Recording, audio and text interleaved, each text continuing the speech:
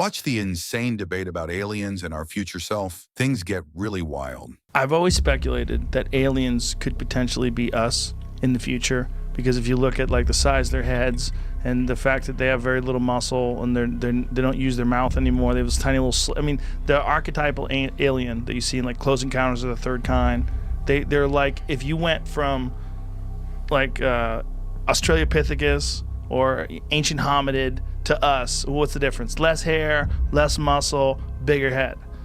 And then you just keep going.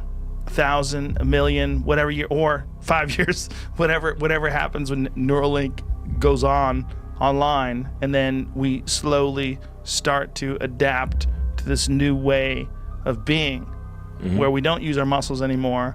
We have this gigantic head. We can talk without words. You could also save state. And save state? Save state, like save your brain state, like a saved game in a video game. Whoa.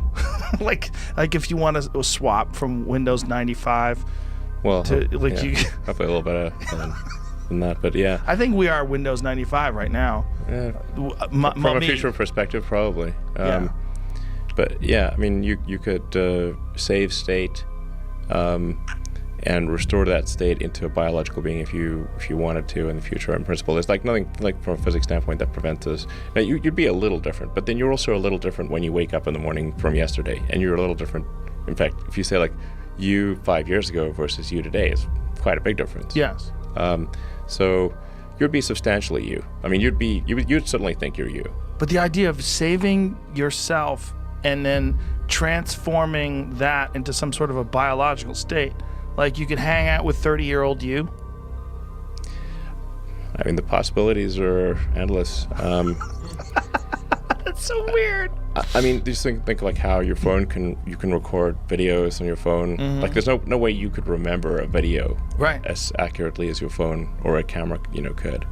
So now if you've got like some version 10 Neuralink, whatever, and far in the future, you could recall everything, just like it's a movie, including all the entire sensory experience, emotions, everything, and play it back. And do you think you'll be able to share? You can edit it. Yeah. So you can change your past. You could change what you think was your past. Yeah. Well, so if you had like a traumatic this whole thing experience, right now could be a replayed memory. It could be. Yeah. It may be. What's the odds of this being a replayed memory? If you had to guess. It's more than 50%. There's no way to assign a probability with accuracy here. Right, but roughly. If you just had just gut instinct. Well, I don't have a Neuralink in my brain, so I'd say right now 0%. But at the point at which you do have a Neuralink, then it rises above 0%.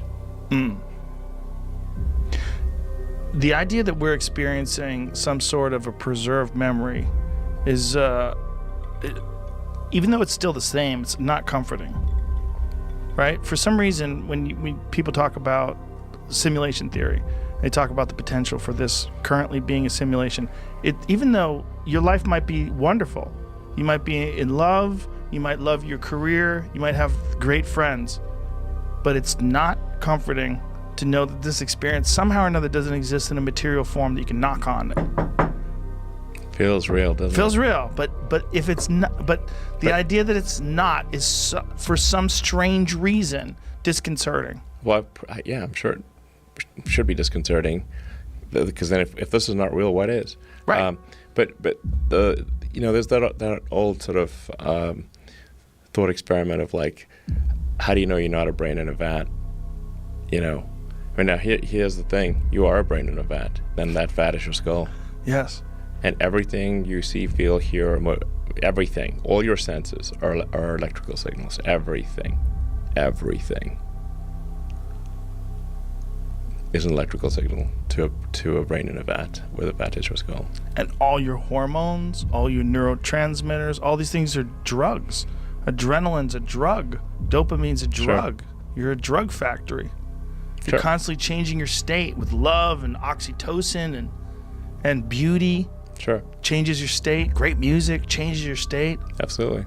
Thanks for watching. Like and subscribe.